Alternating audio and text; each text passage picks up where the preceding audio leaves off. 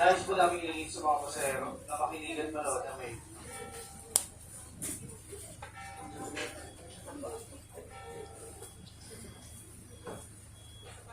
Unang hakbang, isuot po natin ang life jacket. Siguraduhin na gusto ang pagsuot nito ayon sa tamang pagtuturo ng mga tripulante ng barko.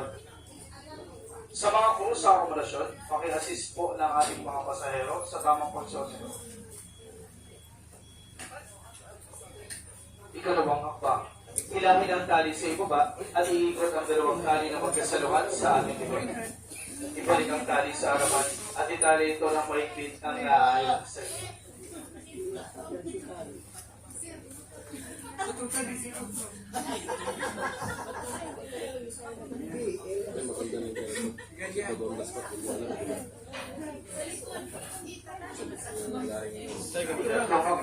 Hilahin ang tali sa bandang leeg at itali ng komportable ng naayon sa inyo sa bandang harapan.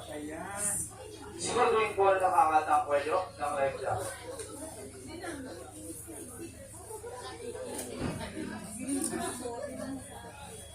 At panguling hakbang, gamitin ang pitong ito upang pangagaw pansin o pangtawag sa mga rescuers sa mga tagapagligtas.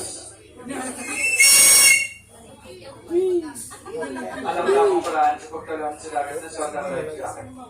Ilagay ang isang kamay sa ilo at ang kabilang kamay naman sa may balikat. Yakapin ang life jacket ng mahigpit ng nakabantay ang mga paa. Sa ating pagtalon, iposisyon natin huwain ang higis na nakabatang kanang paa sa kaliwang paa. Para sa ligtas na pagtalon, tandaan po na ang mga paang maunang dumikit sa tubig sa ating pagtalon sa dagat. Ang mga life jackets ay matatagpuan po natin sa loob ng mga akomodasyon, sa mga kisamayan sa mga cabinet, o sa ating mga upuan kung saan madali itong makuha sa oras na ito ay ating kailanganin. Marapat po lamang na sumunod sa mga ituntunin upang tayo ay manatiling ligtas at masaya sa ating paggalayan. Hintayin po lamang natin ang mga sasabihin ng mga tripulante ng barko ayon sa utos ng kapitan.